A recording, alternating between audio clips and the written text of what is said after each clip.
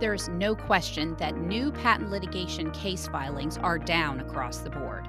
However, the reason for the downward trend depends on whom you ask. Our attorneys examine the numbers behind the decline and enlist their insights and experiences to explain the drop in filings. In Baker Hostetler's inaugural Intellectual Property Perspectives Thought Leadership piece, the Intellectual Property Practice Group highlights myriad IP-related topics that are at the forefront of industry developments, inspired by client wins and current challenges and trends. I'm Leanne Lee, and you're listening to Baker Hosts. On today's episode, we discuss new federal district court patent cases in the 3 busiest district courts across the country. To provide us with insight into this topic, we have jkurcz, a partner in the Intellectual Property Group at Baker Hostetler.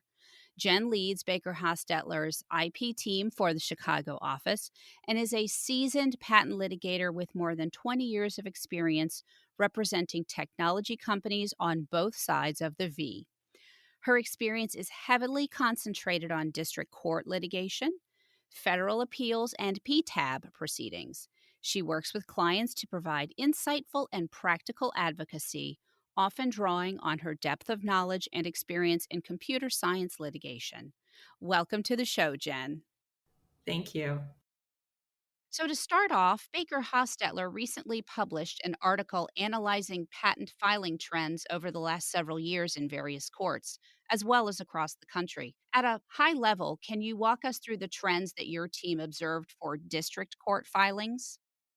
Yes, of course. Our team pulled data from the last several years off of Docket Navigator and charted the number of new district court patent cases that were filed between 2019 to 2023. We also looked at the number of cases in the most popular patent filing jurisdictions as well: the Western District of Texas, the Eastern District of Texas, and the District of Delaware. And when we analyzed the data, we discovered that patent filings across the country dropped close to 20% in 2023 as compared to 2022. In fact, 2023 was the lowest number of filings since 2010.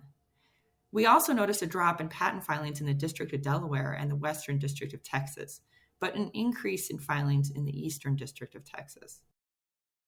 Okay, so can we back up and have you explain how patent cases wind up in a given court in the first place? Sure.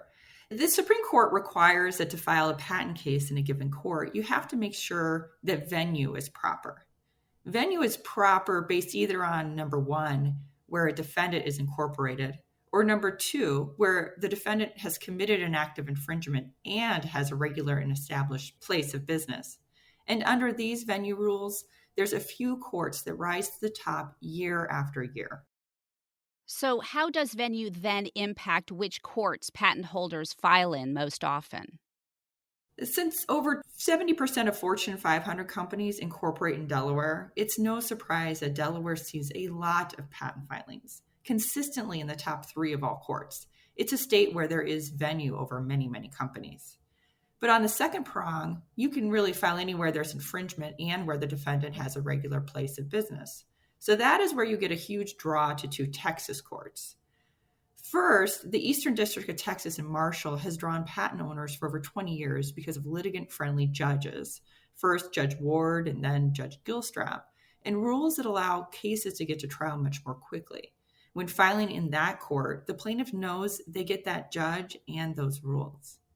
And in 2018, a new venue popped up that attracted patent filers in droves, the Western District of Texas. And that's when Judge Albright, a former patent litigator, was appointed to the bench in Waco, Texas. He promptly put in place patent rules to make the cases proceed quickly and advertise this at conferences around the country. He is also reluctant to wipe out patent cases at an early stage. And since he is the only judge in Waco, plaintiffs were assured of getting Judge Albright and his rules when filing there. Interesting. So let's start with the patent filings across the country. What do you think caused the dramatic drop in the number of filings? As with any trend, it's likely driven by a number of different factors. First, economic headwinds. Given rising interest rates, the cost of money is higher. Litigation funders need greater success to turn greater profits. So that certainly could be putting downward pressure on filings. Second, there was a decrease by certain prolific patent filers in the number of lawsuits brought in 2023. For example, while the patent filer IP Edge was responsible for several hundred of filings in 2022, it looks like they brought just a handful of additional suits in 2023. This alone could make up much of the drop in filings just by itself. Wow. So, what do you believe drove the change in the number of filings at a jurisdictional level? Let's start with Delaware. So, with respect to Delaware, by the end of 2022, Judge Connolly began critically assessing who the real parties and interests were. He issued standing orders designed to require parties to disclose funding arrangements. This seemed to have a chilling effect on filers who were concerned about being exposed before this court. So, likely the drop in Delaware was caused by these new rules. The new rule changes also likely drove the drop in the Western District of Texas. In mid-2022, the Western District of Texas changed how patent filings are assigned. It was no longer the case that a party could file in the Waco Division and stay there, getting Judge Albright.